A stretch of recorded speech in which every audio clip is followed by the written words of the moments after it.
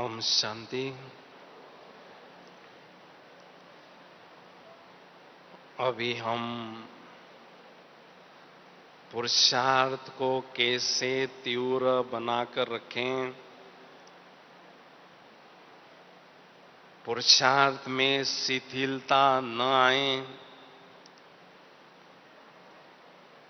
उसके बारे में कुछ एक बातें आपके सामने रख रहे हैं। इस संगम युग में प्यारे बाबा ने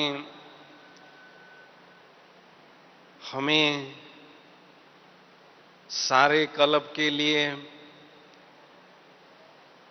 खजाने जमा करने का गोल्डन चांस दिया है। केवल 21 जन्मों की बात नहीं है, लेकिन सारे कल्प के लिए हमें बाबा दिव्य गुणों के खजाने, शक्तियों के खजाने, इस सभी प्रकार के खजाने प्राप्त करने का चांस देते हैं। तो ये खजाने जितना हम प्राप्त करते जाते हैं, उतना हम संपूर्णता की ओर आगे बढ़ते जाते हैं। तो दादी जी ने भी कल कहा था कि बाबा हम बच्चों पर जितनी मेहनत करते हैं, उतनी हम बच्चे मेहनत नहीं कर पा रहे हैं, क्योंकि चलते चलते पुरुषार्थ में ढीलापन आता है और ढीलापन आने के कारण जो हमें अलौकिक खजानों की प्राप्ति करनी चाहिए, वो नहीं कर पाते हैं। तो कुछ एक बातें मैं आपके सामने रखूंगा। उन बातों में से अगर एक भी बात हमारे बुद्धि में रहती है, तो पुरुषार्थ में हमेशा तीव्रता बनी रहेगी। ये पक्की बात है। तो सबसे पहली बात है, सदा याद रखें कि अभी अंतिम समय का भी अंत चल रहा है। कई पुरुषार्थी समझते हैं कि हम अंतिम समय पुरुषार्थ करेंगे, अभी समय पड़ा हुआ है, लेकिन वास्तविकता यह है कि अंतिम समय का भी अंत चल रहा है। इसलिए हमें तीव्र पुरुषार्थ के द्वारा उड़ता पंछी बनकर अपनी मंजिल पर पहुंचना है। कहते हैं चिड़िया चुग गई खेत तो पछताने से क्या फायदा। अगर समय का खजाना हमारे हाथ से निकल जाएगा तो केवल हमें हाथ ही मलने पड़ेंगे, केवल हमें पछताना ही पड़ेगा। इसलिए समय के खजाने को सफल करते चलें। हर पल हर घड़ी बाबा की याद के द्वारा तथा सेवा के द्वारा अलौकिक कमाई करते चलें। दूसरी युक्ति है, सदा याद रखें जैसा लक्ष्य वैसे लक्षण। हम सभी का लक्ष्य है लक्ष्मी नारायण जैसा श्रेष्ठ पद प्राप्त करना। बहुत ऊंचा लक्ष्य हमारा है, लेकिन लक्ष्य के अनुसार हमारे में लक्षण नहीं आएंगे तो हम सतयुग में साधारण प्रजा ही बनेंगे। तो जैसा ऊंचा लक्ष्य हमारा है, ऐसे ऊंचे लक्ष्य मुझ में आ रहे हैं या नहीं आ रहे हैं, वो हमें चेक करना है। और उसके लिए आवश्यकता है पुरुषार्थ में सदा तीव्रता बरकरार रखने की, क्योंकि लक्ष्य के अनुसार लक्षण हमारे जीवन में आने बहुत जरूरी हैं। तो समय प्रति समय हमें ये चेक करते रहना है। तीसरी युक्ति है, सदा पुरुषार्थ में तीव्रता रखने के लिए सदा याद रखें कि स्वयं भगवान मेरा टीचर हैं। कोई मनुष्य नहीं है, कोई महात्मा नहीं है, कोई पुण्यात्मा नहीं है, लेकिन स्वयं परमात्मा मेरा टीचर हैं। तो कहते हैं टीचर शोज स्टूडेंट्स और स्टूडेंट शोज टीचर। अगर इतना ऊंचा टीचर हमें इतनी ऊंची पढ़ाई पढ़ा रहे हैं, तो उसका प्रत्यक्ष प्रमाण है हमारी ऊंची स्थिति अनुभव करना। तो ऊंची स्थिति बनाने के लिए हमें पुरुषार्थ में तीव्रता रखना बहुत जरूरी है, क्योंकि ऊंची स्थिति के द्वारा ही हम अपने टीचर का नाम बाला कर सकेंगे। और जो टीचर की हमारे से आशाएं हैं, उन आशाओं को भी हम पूरा करेंगे। बाबा जो हमें इतना ऊंचा ज्ञान दे रहे हैं, इतना उच्च कोटि का ज्ञान का जो प्रत्यक्ष प्रमाण है, वो है हमारी ऊंची स्थिति।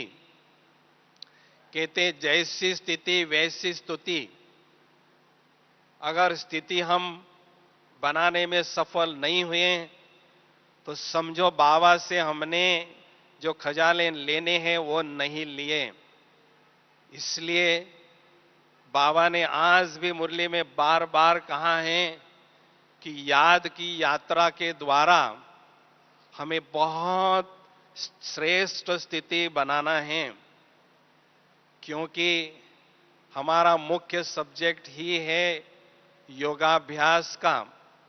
इस योगाभ्यास के द्वारा ही हम अविनाशी कमाई करते रहते हैं। चौथी युक्ति है,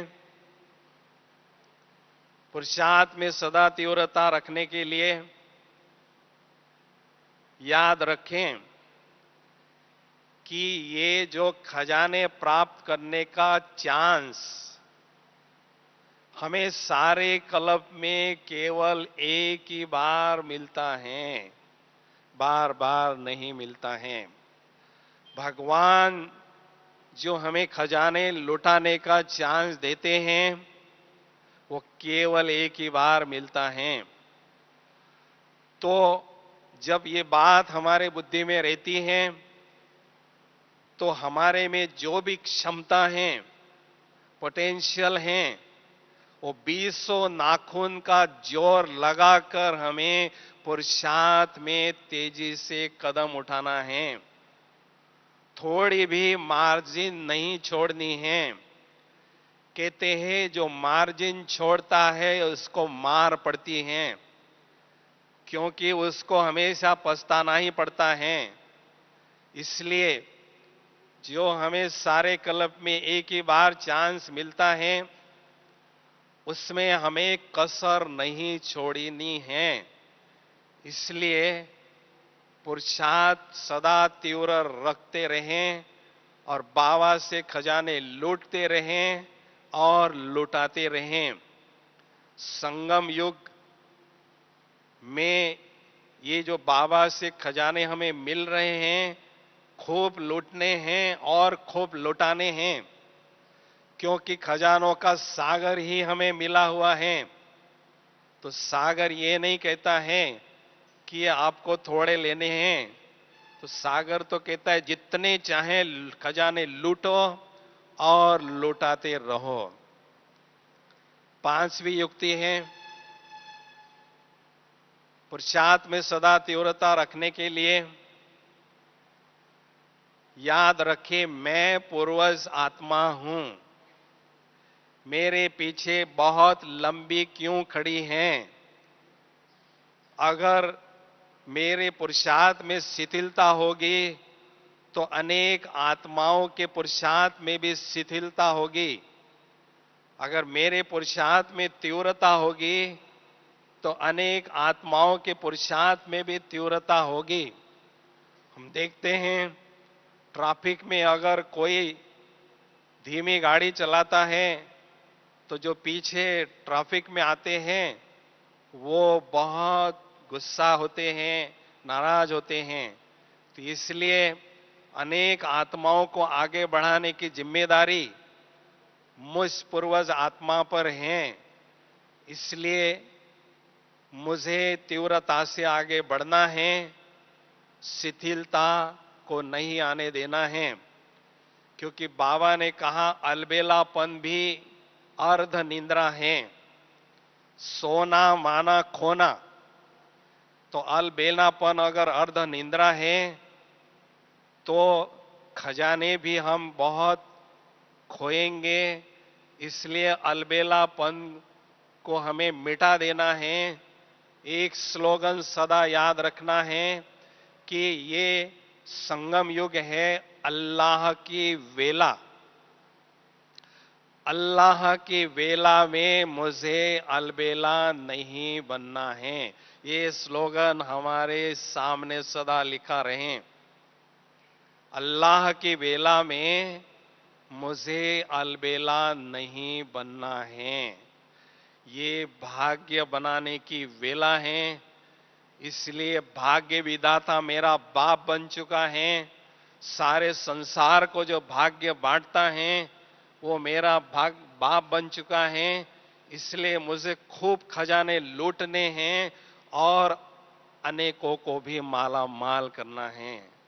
यही तात और यही लात सदा लगी रहे। छठवीं युक्ति है,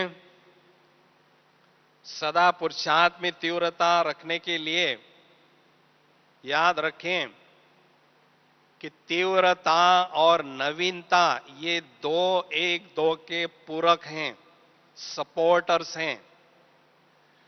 क्योंकि चलते चलते हमारे पुरुषार्थ में शिथिलता होती है, उसका कारण है पुरुषार्थ में नवीनता नहीं होती है।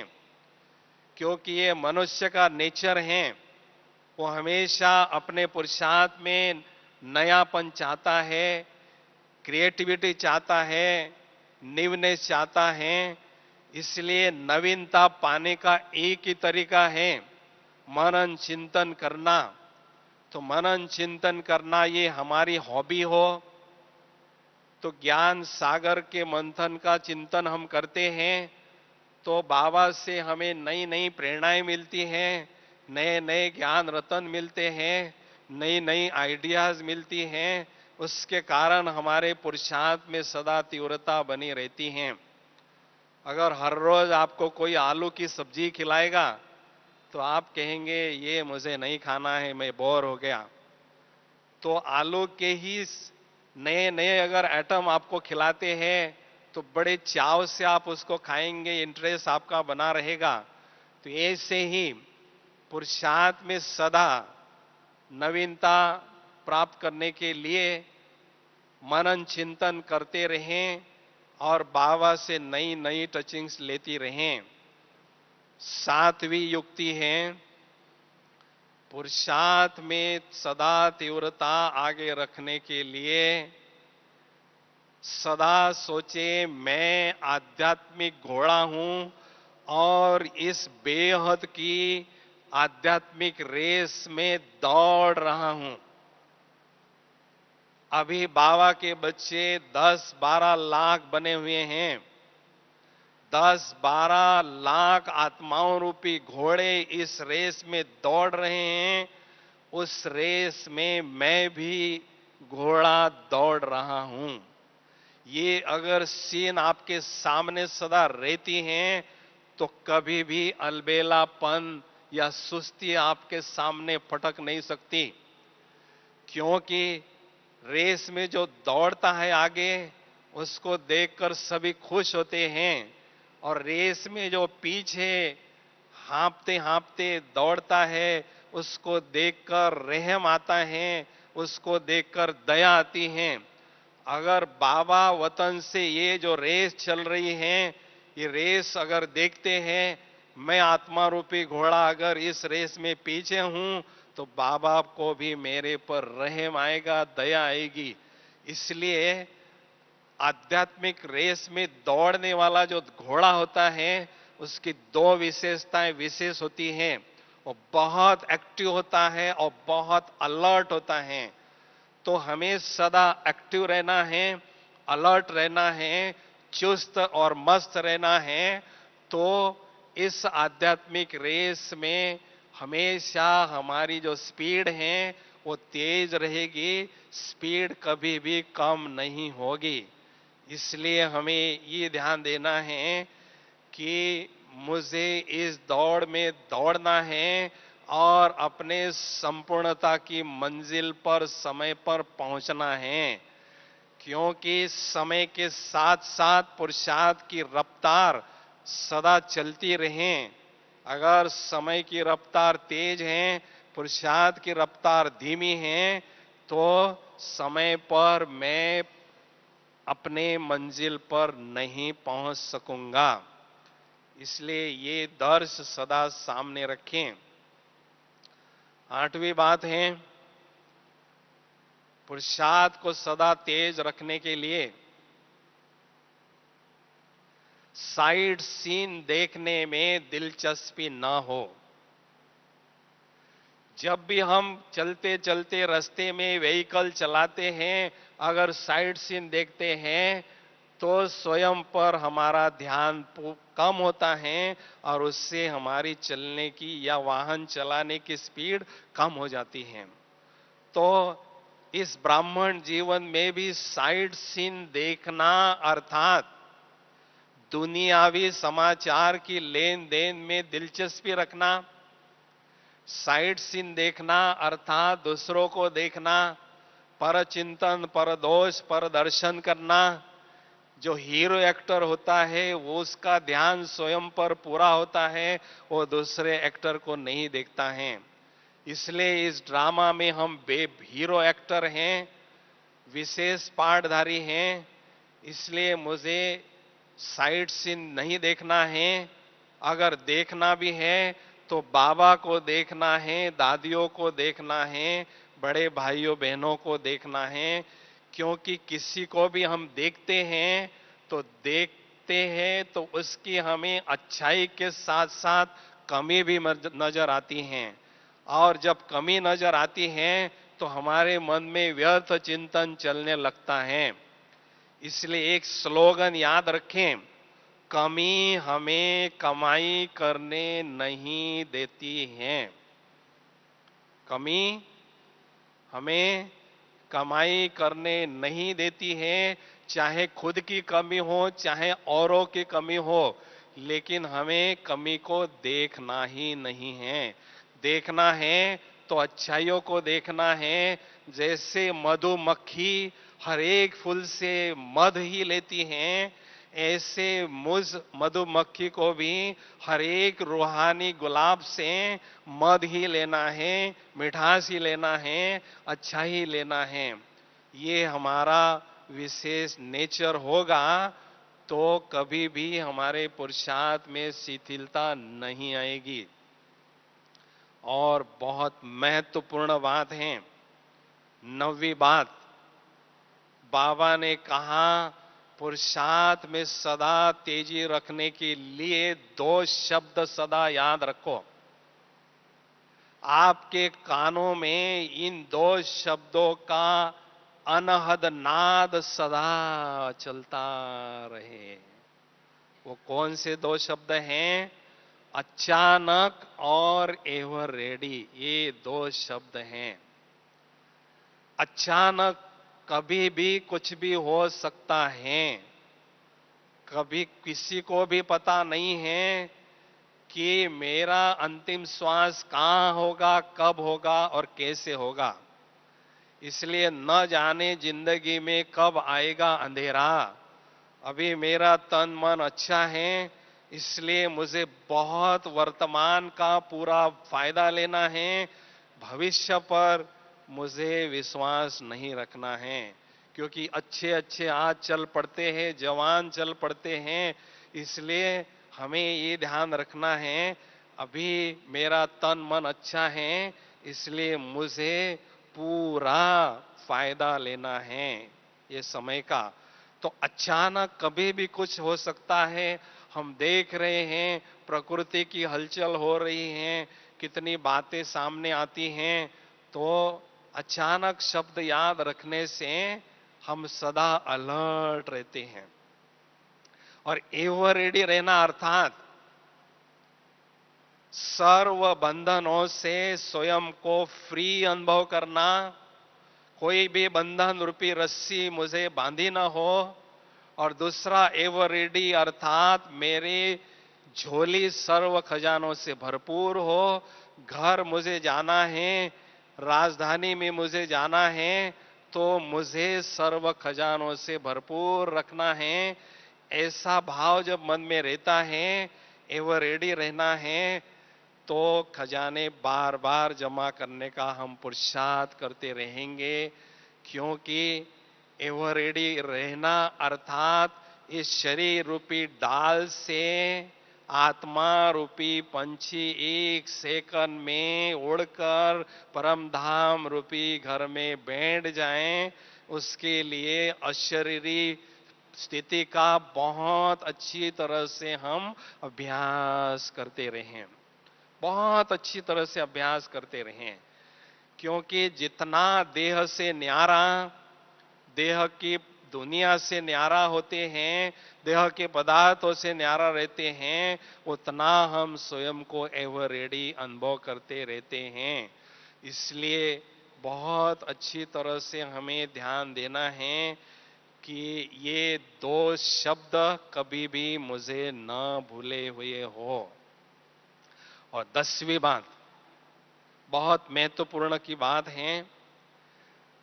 अभी हमें पुरुषार्थ में तीव्रता लाना है, तो ब्राह्मण जीवन में ईश्वरीय नशे का अनुभव करना बहुत जरूरी है।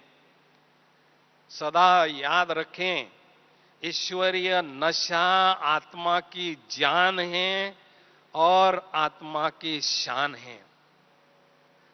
तो सदा ईश्वर के बच्चे ईश्वरीय कुमार हैं, ईश्वरीय कुमारियां हैं, और ईश्वर के बच्चों के चेहरे पर ईश्वरीय नशा न हो, ये शोभा नहीं देता है।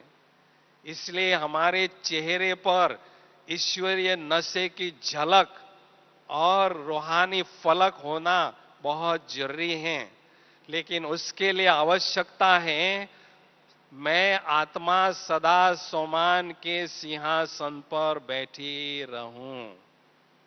जब आत्मा स्वयं सोमान के सिंहासन पर बैठती है, तो रूहानी नशा उसको चढ़ने लगता है, ईश्वरीय खुमारी चढ़ने लगती हैं।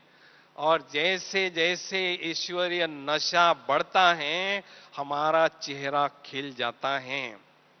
अगर हम कोई बात सामने आती है, चेहरा हमारा बदल जाता है, तो देखने वाले कहते हैं इसका चेहरा तो उतर गया है। उतर गया माना क्या?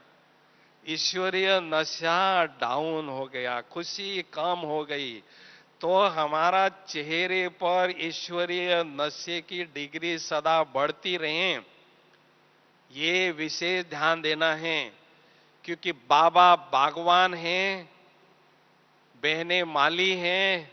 तो बाबा जो बागवान चाहता है, ये जो रूहानी बगीचा मैं हर रोज ज्ञान और योग के जल से सींचता हूं, इस बगीचे का हर एक रूहानी गुलाब कैसा हो? कैसा हो? खिला हुआ हो। तो एक स्लोगन लिखो, बहुत महत्वपूर्ण स्लोगन है। मुस्कान के बिना मुख खिलता नहीं। चेहरा कितना भी सुंदर हो, लेकिन उस पर मुस्कुराहट नहीं है, तो उसको कोई देखना भी पसंद नहीं करता है। इसलिए मुस्कान के बिना मुख खिलता नहीं, सत्य ज्ञान के बिना सुख मिलता नहीं। तो हमारे चेहरे पर सदा रूहानी मुस्कुराहट हो, वो कभी भी मिटे नहीं, कभी भी कम नहीं हो। बाबा ने एक बार कहा, खुशी जान भी चली जाए तो भी परवाह नहीं, लेकिन खुशी न जाए। ये बाबा के बोल हैं। तो खुशी हमेशा हमारे चेहरे पर रहे। तो ईश्वरीय नशा जैसा जैसा बढ़ता जाता है, वैसे वैसे पुरुषार्थ में तीव्रता आती है। हम सभी को बाबा ने एक गाड़ी दी है, पुरुषार्थ रूपी गाड़ी दी है, और उस पुरुषार्थ रूपी गाड़ी का पेट्रोल है ईश्वरीय नशा।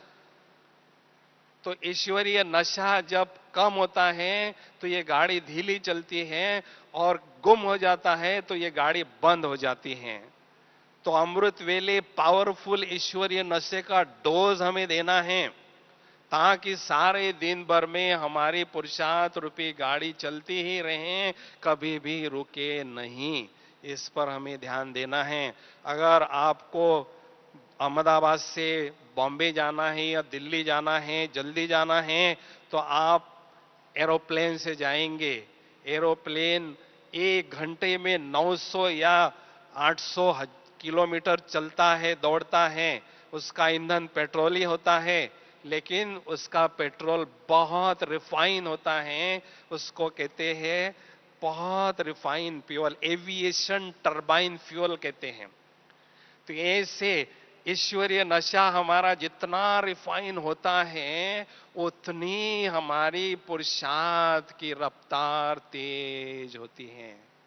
इसलिए हमेशा हमें ध्यान रखना है, दिन प्रतिदिन ईश्वरीय नशा रिफाइन होता जाए, कभी भी वो कम नहीं होना जाना है। ये विशेष हमें ध्यान देना है, क्योंकि बाबा की चाहना है, मैं हर एक आत्मा रूपी बच्चे को राजा बच्चे के रूप में देखना चाहता हूं। राजा अर्थात जो सिंहासन पर बैठता है, राजा अर्थात जो शासन करता है। तो हम आत्मा रूपी राजा सोमान के सिंहासन पर बैठे। सोमान के सिंहासन पर बैठना माना क्या, उसकी विधि क्या है? मैं उदाहरण देता हूं। मैं आत्मा विश्व कल्याणकारी हूं, तो विश्व कल्याणकारी हूं, ये हो गया सिंहासन।